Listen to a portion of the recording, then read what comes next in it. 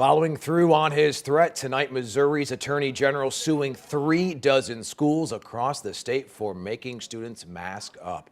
Thank you so much for joining us. I'm Ryan Dean. And I'm Kelly Jackson. Michelle Lee has the night off.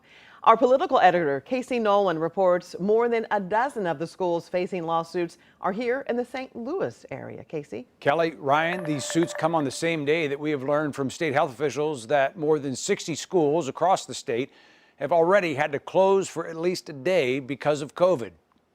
For weeks, Attorney General Eric Schmitt has argued a 2021 court ruling that struck down mask mandates by health departments also applies to local school boards. Friday, he made good on his threat to sue schools that continue to require masks, suing 13 St. Louis area school districts, including Afton, Brentwood, Melville, Parkway, St. Charles, and St. Louis City Schools. The Francis Howell School District said in a statement of Schmitt's lawsuit, "The claims are tenuous at best, and this unnecessary lawsuit represents another attack on public education in Missouri.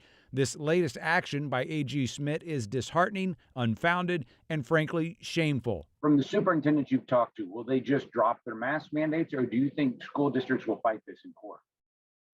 I think our school districts will fight this in court. Paul Ziegler works to help local school boards develop COVID strategies. He says not only do they believe state law gives them the authority to require masks in schools, many districts rely on masks to help keep their doors open at a time when Omicron infections are making it hard to staff schools. They're using good data. They're listening to the medical advice of the professionals we work with, and in doing so, they're making decisions designed to keep their school doors open and keep kids safe. This is part of the bully pulpit that an office holder has, right? They can take actions in office that will get attention.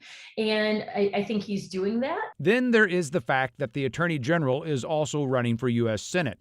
Five on Your Side political analyst and UMSL professor Anita Mannion. These lawsuits against counties, cities, departments of health, school districts mean that those local entities are having to spend hundreds of thousands of dollars defending themselves in these lawsuits as well. Now, the AG's office said he was not available for an interview today. He did tweet out some data from the state health department comparing districts with and without masks that he says shows they don't work. But that data was mostly from winter break and before this Omicron wave, Ryan. Okay, thank you, Casey.